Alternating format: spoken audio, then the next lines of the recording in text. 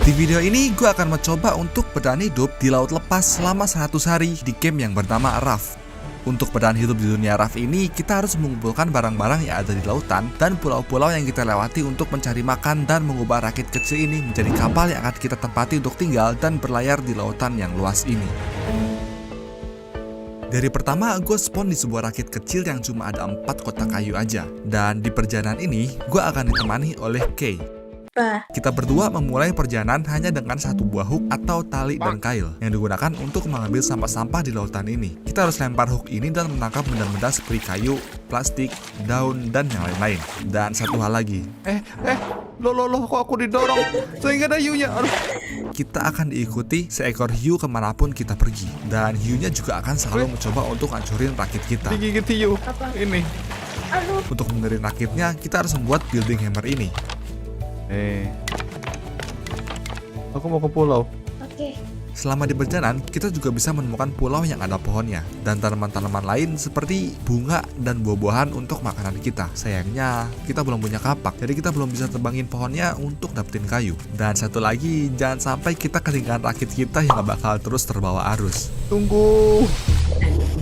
Sini. Hiunya. Setelah gua kembali ke rakit, gua pun bikin speed untuk melindungi rakit dari hiu. Apa kau? Di malam hari, karena kita kelaparan, jadi kita bikin alat untuk masak dan merebus air. Karena nggak mungkin kan kita minum air laut. Kita menemukan pulau kecil lagi dan gua pun langsung ke sana dengan menggunakan dayung yang sudah gua buat untuk mengambil buah-buahan. Dan kita pun bisa makan buah untuk hilangin lapar dan haus. Kita terus mengumpulkan barang-barang menggunakan hook sampai matahari terbit. Dan di hari kedua, gua mendapatkan 2 blueprint, yaitu receiver dan antena. Yang awalnya kita nggak tahu kegunaannya apa. Yang kita pikirkan sekarang hanyalah untuk bertahan hidup. Kentang, masa kentang. Kita berhenti di pulau dan sama seperti sebelumnya, cuma untuk ambil buah-buahan dan bunga yang bahkan gue masih belum tahu saat itu fungsinya apa. Tapi tanpa disadari, gue udah tertinggal jauh dari rakitnya. Sayang, kok aku ditinggal? No. Enggak maksud tinggal, tapi kan ini aku tarik. Well, untungnya gue masih bisa selamat saat itu. Di malam hari gue bikin pancingan ya supaya gue bisa mancing ikan. Dari ketiga, kita bikin sail dan benda yang namanya streamer. Kedua barang ini sangat penting supaya kita bisa ikuti arah angin dan mengendalikan kapal lebih baik lagi. Di sini gue juga udah dapetin batu yang cukup sehingga gue bisa bikin kapak pertama gue. Dan akhirnya ketika berhenti di pulau, sekarang kita udah bisa nembangin pohon. Kita juga baru tahu ternyata kita bisa nyelam di bagian pinggir pulau untuk ambil barang-barang di sana seperti batuan, pasir, scrap, dan yang lain-lain. Tapi masalahnya masih ada hiu yang ikutin kita, jadi ya kita masih belum bisa lama-lama di sana. Oh, ada hiu. Hiu. Masa nggak ada hiu? Ngeselin. Kita pun terus melanjutkan perjalanan dan menemukan ini. Ada orang-orangan sawah. Setelah itu, Kay membuat sesuatu yang akan sangat berguna untuk perjalanan ini, yaitu kalender. Ini dia. Kenapa ini berguna? Karena ya kita bisa jadi tahu kita udah berapa hari bermain di sini. Tinggal 98 hari lagi, sayang. Iya, tinggal 98 hari. Kita menemukan pulau besar pertama yang kita lihat. Dan kita sampai di malam harinya. Gue pun bikin jangkar dari batu yang Gimana ternyata caranya? cuma bisa dipakai sekali doang. Gitu kah? Loh? Iya harusnya. Mana jangkarnya? Gak tahu. Sekali pakai kah? Ya gue tadi cobain doang loh. Dan baru aja jalan, kita udah disambut sama babi hutan. Wah, apa itu? Iya, aku digendong. Aku mati. No. Yap, gua hampir mati. Tapi dari bunuh babi hutan itu, kita bisa dapat daging dan kulitnya. Dan bahkan Kepala aku. Jelek banget. setelah kita masak dagingnya, tiba-tiba hiu nyerang lagi dan gua berhasil membunuhnya. Gua dapat daging hiu yang bisa dimasak juga, dan sekarang punya kepala hiu dan kepala babi. Di pulau besar ini, pastinya kita tebangin banyak pohon untuk dapetin kayu. Lalu ada cave yang di dalamnya ada dirt yang harus kita cangkul, lalu jamur dan juga kotak loot. Ada jalan menuju ke atas gunung ini yang ternyata tidak begitu aman karena ada burung raksasa yang suka nimpuk batu. Dan ya, kita nggak bisa ngelawan karena kita belum punya panah. Jadi kita pun harus lari dan ketika sampai puncak, di sana ada satu bangunan kecil. Di dalamnya ada musik tapi nggak ada orang. Ternyata ini adalah trading post. Kita bisa tukar sampah-sampah yang kita dapat menjadi barang seperti umpan, resep makanan, dan yang lain-lain. Intinya ini tempat jual beli. Tapi kita belum punya akses untuk bikin mata uang jual beli di tempat itu yang namanya trash cube. Trash cube itu terbuat dari sampah-sampah yang akan gue jelaskan lagi nanti. Kita pun ambil sisa loot yang ada di pulau ini dan kembali ke kapal di malam hari. Dari kelima, aku bikin benda yang sangat penting yaitu research table.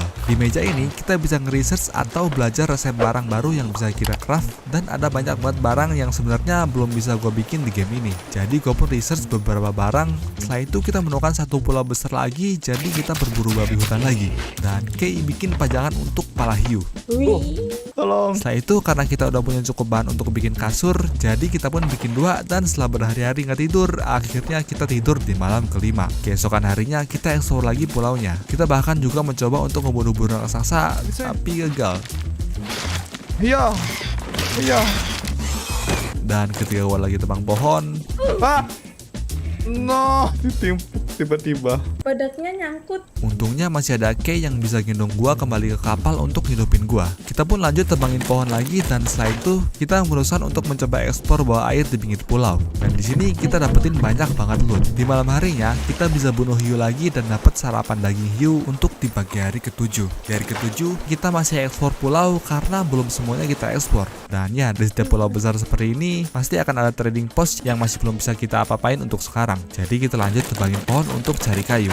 Kita lanjutin perjalanan sampai akhirnya di hari ke-8 gue sadar selama ini ada buku yang ternyata adalah guide untuk petunjuk bermain game ini, yang di dalamnya terdapat petunjuk untuk mengikuti frekuensi radio. Tapi karena gue belum mengerti apa-apa, jadi gue kayak biarin aja gitu, bodo amat. Dan foto siapa ini nggak tahu. Dari ke-9 gue bikin tempat api yang gue kira adalah furnace, tapi ternyata ini cuma api unggun buat hiasan. Jadi gue mau bakar seaweed atau rumput laut ini, karena seaweed ini adalah salah satu bahan untuk membuat panah ngelawan burung. Lalu di sini gue bikin yang namanya simple collection net. Item ini bisa ditaruh di rakit kita untuk menjaring sampah-sampah yang lewat, dan bisa kita ambil dari situ. Yang pastinya ini adalah item yang sangat berguna dan penting. Walaupun gue udah banyak bilang barang penting, tapi ya emang semua barang rata-rata pasti penting sih. Dan oh ya, kita ngeliat dolphin yang sayangnya cuma lompat sekali doang. Udah terlumba-lumba. Tangkep. Di hari ke-10 kita mulai ngumpulin barang-barang dari laut, pulau, pinggiran pulau, dan mulai memperluas rakit sedikit demi sedikit. Baru dipasang. Sampai dari ke-11 kita mulai bikin tempat untuk tanam biji-bijian di rakit ini. Kita bisa tanam pohon dan buah-buahan. Setelah itu gue ngeriin batu bata yang akan digunakan untuk bikin furnace atau tempat bakar-bakaran yang besar. Di fase ini kita juga udah gak gampang kelaparan dan kehausan. Kita bisa makan daging ikan dari hasil pancing dan buah-buahan yang kita tanam. Sedikit demi sedikit rakit ini pun menjadi lebih luas dan rapih. Gue juga mulai bikin banyak collection net supaya sampah-sampah dari lautan bisa nyangkut di jaring ini, jadi nggak perlu capek-capek pakai kail lagi. Tinggal ambil aja barang-barangnya dari sini. Hari demi hari berlalu, kita juga udah belajar banyak resep-resep barang baru di research table. Dan di hari ke-14, gue akhirnya bisa bikin smelter atau furnace yang terbuat dari batu bata. Kita pun bakar seaweed atau rumput laut yang udah kita kumpulin untuk dijadiin fine goo. Fine goo ini adalah salah satu bahan untuk bikin panah yang akan kita gunakan untuk ngelawan burung raksasa. BTW, di rakit juga ada burung yang ganggu yang suka makanin biji-bijian yang kita tanam. Tapi ya, lumayan sih dagingnya. Dan setelah semua bahan terkumpul, akhirnya gue pun bisa bikin panah pertama gue. Gue udah bisa bikin bow. Kebetulan juga kita sampai di pulau besar, jadi gue pun lempar jangkar untuk bermalam di situ dan masuk ke pulau di pagi harinya. Seperti biasa, di pulau gede kita berburu babi hutan untuk diambil daging dan kulitnya. Gak lama setelah babi hutan mati pun, burung raksasa itu datang dan saatnya membalaskan dendam. Dia mau ambil batu lagi. No, awas. Ya. Sebelum mati kah? Kena. Wah, di atas tuh ngambilnya. Nggak mati-mati sih. Anaknya nempel semua di badan dia. Kena. Mati. Dan dengan panah yang kita punya, kita pun bisa mengalahkan burung raksasa itu. Makan enak cuy. Dapat kepala nggak? Dapat. Awalnya. Ih bagus ya. Dari ke-16 pun kita keluar dari pulau dan melanjutkan perjalanan di rakit kita. Di rakit ya seperti biasa, kita ngumpulin sampah, mancing, berhenti di pulau, nyelam ke dasar laut, sampai akhirnya kita punya bahan yang cukup untuk bikin jangkar. Jangkar yang ini nggak sekali pakai kayak yang dari batu sebelumnya ya. Yang ini bisa dinaikin dan diturunin. Jadi ya rakit ini sedikit demi sedikit mulai berubah menjadi kapal beneran. Di saat nyelam kita juga nemu ikan buntel yang kelihatannya lucu, tapi hati-hati bisa meledak kayak creeper cuy. Itu kemana kayak? Meledak. Dari ke-25 kita bikin alat nyelam yang terbuat dari botol supaya kita bisa dapat oksigen ketika nyelam dan kaki katak untuk berenang lebih cepat. Dan sekarang kita pun bisa berada di dalam air lebih lama lagi, bahkan lebih dalam. Semakin dalam kita nyelam, semakin banyak bebatuan seperti koper dan metal yang bisa kita temuin. Tapi kayaknya di sini gua kedalaman deh. Nafasnya nggak akan cukup. Setelah kembali ke atas, gue ketemu sama ikan buntel lagi. Dan sekarang gue udah ngerti cara lawan ikan ini. Ya jangan dekat-dekat, kayak lawan creeper aja. BTW kepalanya lucu kalau dijadiin topi. So selama berhari-hari ya kita kebanyakan ngelakuin hal yang sama kayak sebelumnya. Dan rakit kita pun semakin luas dan semakin terlihat juga progresnya. Kay juga bikin bak mandi, nggak tahu kenapa bukannya bahannya dipakai buat ngeluasin kapal, malah bikin bak mandi. Tapi kayaknya enak juga ya tuh, mukanya menikmati banget cuy. Bikin juga ah. Wede, santuy. Di hari ke-29 gue bikin barang yang namanya Net Launcher. Senjata yang mirip rudal ini sebenarnya nggak berbahaya sama sekali, karena ini adalah senjata untuk nangkap hewan. Wih, dapat saya. Dan kita pun bisa punya hewan peliharaan di kapal. Nah, hewan pertama yang kita tangkap adalah lama. Dari lama ini kita bisa dapetin wall yang bisa dibuat ini nih, baju dan tas. Jadi berguna banget. Tapi jangan lupa dikasih makan ya, karena kalau nggak mereka akan sedih. BTW namanya tahu. Gak lama setelah itu kita juga nangkap hewan lagi, yaitu 2 kambing. Namanya Upin dan Ipin. Dari ke-33 karena kapal ini udah mulai penuh, apalagi banyak hewan-hewan juga. Jadi kita memutuskan untuk mulai memperbesar kapal kita. Kita bikin bentuk dari kapalnya dulu. Lalu simpen barang-barang untuk sementara.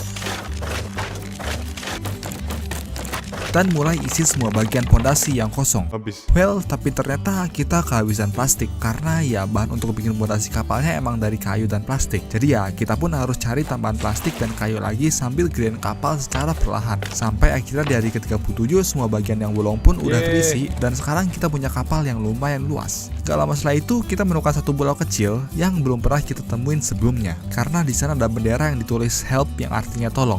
Dan terdampar di situ kah? Iya kayaknya. Dan ketika kita berhenti di pulau itu, ternyata nggak ada siapa-siapa di sana. Cuma ada kapal yang udah rusak. Di dalam kapal itu kita nemu radio dan topi pelaut. Udah, itu doang sih. BTW, rakit kita bentuknya love karena kita bikin kapal ini dengan cinta. Ketika hari udah mulai gelap, kita pun lanjut berlayar sambil dengerin radio. Sambil berlayar, kita juga ngumpulin kayu dan mengubah rakit ini menjadi kapal secara perlahan. Hari demi hari kita berlayar, masangin lantai, tembok, dan kapal kita udah mulai terlihat jauh lebih besar. Sampai akhirnya di hari ke-45 gue bikin barang yang seharusnya gue bikin dari awal, yaitu receiver dan antena. Tapi untuk nyalain receiver ini kita butuh 3 antena. Jadi kita pun nyari bahan-bahannya lagi sampai kita bisa bikin 2 antena lagi. Sampai di hari ke-48 kita udah bisa pasang ketiga antena dan nyalain receivernya. Dan ketika kita nyalain receivernya, kita bisa dapat sinyal untuk ke pulau-pulau di sekitar kita. Yang hijau-hijau itu adalah pulau biasa dan yang biru adalah pulau misi. Dan ya, selama 48 hari kita main, kita sama sekali belum nyelesain misi. So akhirnya sekarang kita pun punya tujuan untuk berlayar kemana. Kita pun memulai perjalanan kita ke tempat misi yang pertama. Dan setelah perjalanan cukup panjang, kita sampai di tempat misi pertama, yaitu Radio Tower di hari ke-50. Setelah sampai, kita turunkan jangkar dan mengekspor tempat ini. Di dalam ruangan-ruangan di sini lumayan, kita bisa dapat beberapa sampah. Kita pun terus naik ke atas dengan parkur sedikit. Dan ketika sampai di ruangan paling atas, kita menemukan sebuah blueprint yaitu recycler.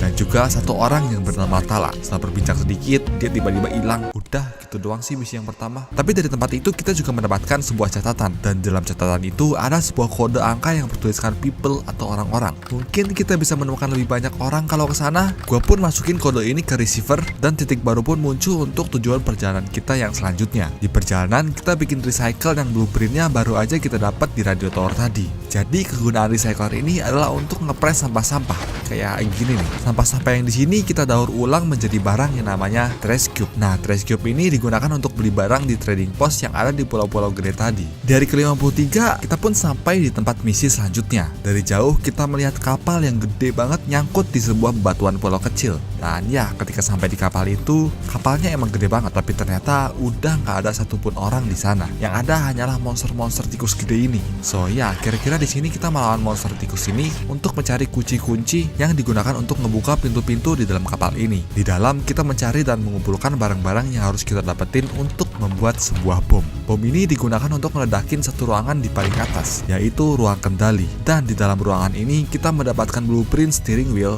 atau setir.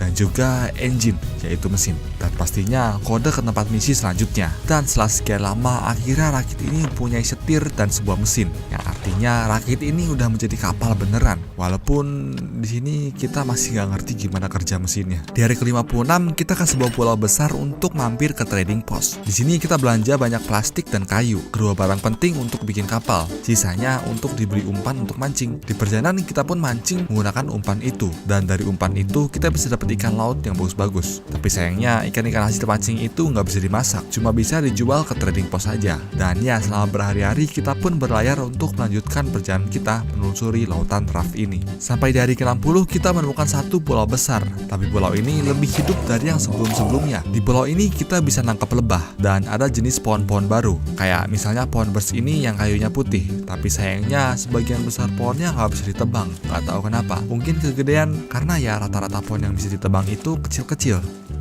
Setelah kembali ke kapal, gue bikin mesin lagi, karena ternyata kapal gue nggak bisa jalan kalau cuma pakai satu mesin. Jadi gue pun bongkar kembali kapal yang mau gue bikin untuk bagian tempat mesinnya, dan ternyata 2 mesin juga masih nggak cukup. Jadi kita pun lanjut berlayar dan nyelam-nyelam untuk nyari bahan. Dari ke-66 kita bikin ruangan untuk tempat storage atau penyimpanan barang, dan kita namain chestnya supaya rapih dan gampang dicari. Kita juga bikin kamar dan pastinya ruang kendali kapal ini. Jadi ya intinya kita mulai bagus-bagusin kapal deh. Di hari ke-69 kita istirahat dan Kay masakin gua steak. Setelah itu ya lanjut benerin kapal lagi. Sampai di hari ke-73 akhirnya kita bisa bikin 2 mesin lagi. Jadi satu mesin itu cuma bisa jalanin kapal seluas 100 kotak kayu pondasi rakitnya. Jadi ya kapal gua butuh lebih dari 2 mesin. Dan dengan total 4 mesin di kapal kita, akhirnya kapal kita bisa jalan lebih kenceng tanpa ngendalin angin doang. Bahkan sekarang bisa ngelawan angin.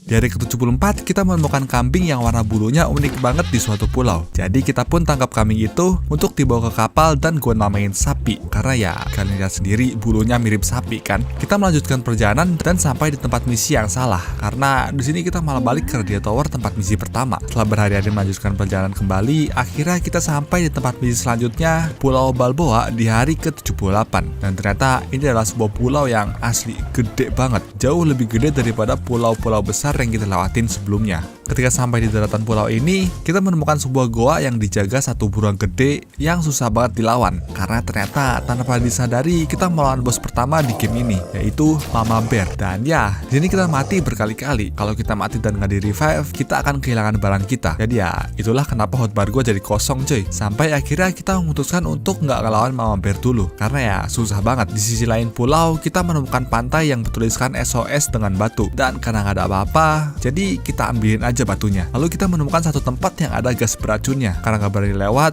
jadi kita coba lewat pinggir. Dan ternyata nggak bisa, malah jatuh dan ketemu beruang. Dan kita pun dikejar beruang itu. Karena nggak ada senjata dan panah habis, jadi ya kita harus lari sambil lemparin batu. Dan memutuskan untuk kembali melewati tempat beracun. Dan ternyata beruangnya kebal sama gas beracunnya. Jadi gue pun harus balik lagi untuk menyelamatkan Kay. So ya, di pulau ini kita menghabiskan waktu yang lama banget selama berhari-hari. Setelah saya bersiap-siap, kita pun kembali untuk melawan Mama Bear. Dan kali ini kita melawan dengan sebuah strategi, yaitu tembak dan lari. Dan dengan banyaknya panah yang menempel di badan Mama Bear, akhirnya kita berhasil mengalahkannya. Dan ya, kita dapat banyak banget stok daging yang bisa kita masak untuk perjalanan kita. Kita pun masuk ke dalam goa itu dan menemukan sebuah blueprint senjata baru. Hari pun mulai gelap dan sekarang kita akan melewati tempat beracun tadi. Well, kita pun berhasil melewatinya dengan selamat. Di seberang sini ada sebuah menara tinggi dengan sebuah satelit yang ternyata adalah menara relay station atau pemancar siaran radio dan televisi. Jadi misinya adalah untuk mengaktifkan ketiga relay station di pulau yang sangat besar ini. So, banyak banget yang terjadi dan kita menghabiskan waktu berhari-hari di sini. Gak jarang juga kita tersesat dan kelaparan di jalan karena ya pulaunya emang gede banget. Jadi untuk menghemat waktu kalian, kita skip sampai kita berhasil menyalakan ketiga relay station. Kita mendapatkan kode baru untuk ke tempat misi selanjutnya dan yang pastinya blueprint untuk barang baru.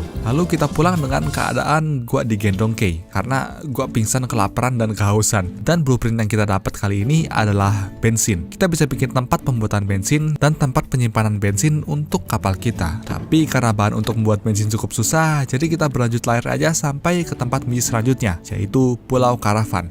Dan kita langsung sampai di pulau ini di hari ke-85. Pulau ini berbeda dari yang sebelum-sebelumnya karena lebih gersang. Dan ketika sampai, kita langsung disambut burung raksasa yang warnanya putih pink. Burungnya pink, kepalanya pink, kakinya pink. Wah, Di pulau ini ada banyak mobil karavan yang kayaknya dijadiin rumah di sini. Itulah kenapa dinamain Pulau Karavan. Intinya di pulau ini kita harus mencari yang namanya zipline part atau benda yang digunakan untuk bikin zipline. Kita harus nyelam, mainan roket, Woi, Wah. Dan setelah semua zipline part terkumpul, kita pun bisa bikin dan menggunakan zipline kayak gini.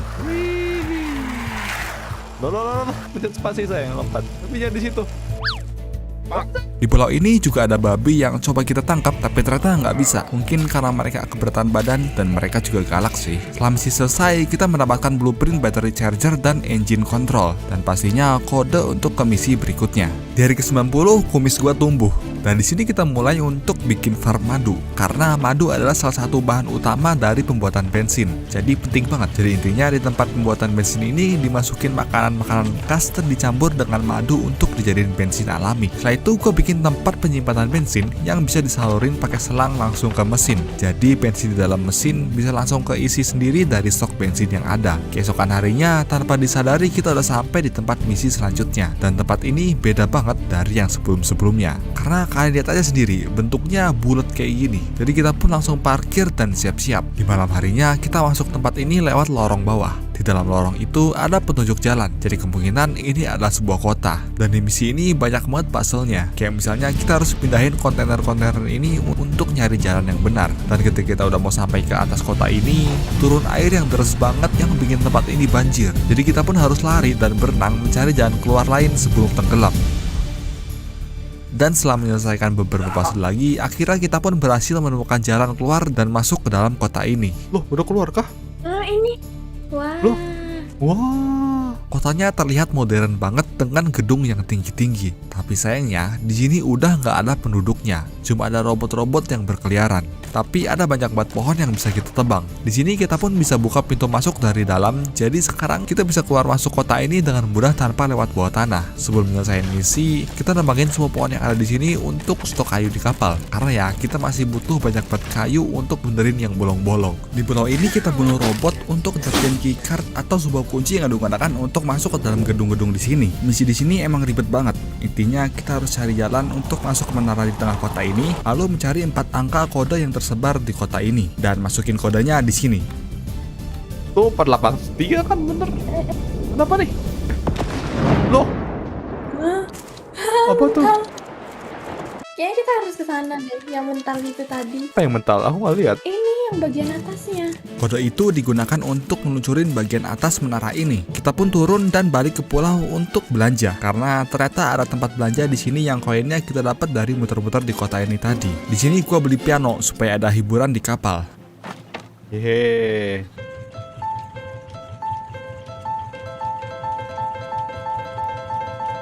Setelah kita sampai di bagian atas menara tadi, di dalam kita menemukan ternyata ada satu orang di sana dan pastinya blueprint dan kode untuk ke tempat misi selanjutnya. Di sini akhirnya kapal kita udah bagus dan gak ada bagian yang bolong lagi. Kita pun berlayar untuk ke tempat misi selanjutnya dan sampai di malam hari ke-95. Di pagi harinya kita pun mulai eksplor tempat ini. Jujur di sini gue udah lupa kita ngapain dan gue udah gak punya begitu banyak waktu untuk nonton lagi video recording gue secara detail dari awal sampai akhir misi ini. Karena ya gue udah hampir 2 bulan gak upload untuk ngerjain video ini. Jadi daripada lama-lama lagi, intinya di sini kita nyelam ke bagian dalam bangunan ini. Kita lawan ikan lampu, kita lewatin beberapa rintangan sampai akhirnya kita melawan sebuah hiu megalodon raksasa. Dan di sini kita ngabisin banyak banget waktu untuk nyari tahu gimana cara lawannya. Sampai akhirnya gue nemuin cara untuk melawannya, yaitu dengan cara mancing hiu badak itu untuk nyeruduk ke arah tiang yang ada di sini sampai hancur. Setelah itu kita taruh eksplosif barel di tiang itu dan mancing dia lagi supaya nyeruduk ke arah barel itu lalu meledak. Kita harus ngelakuin itu beberapa kali sampai akhirnya hiu raksasa itu mati dan membuka suatu ruangan. Dia mati. Kita ambil dagingnya. Di ruangan itu kita mendapatkan blueprint dan kunci derek. Sebelum ke dereknya, kita pasang hiu badak tadi di kapal untuk hiasan sebagai trofi kita udah ngalahinnya sambil foto-foto. Kita pun naik ke atas bangunan ini dan masuk ke sebuah derek untuk membuka suatu tempat lagi.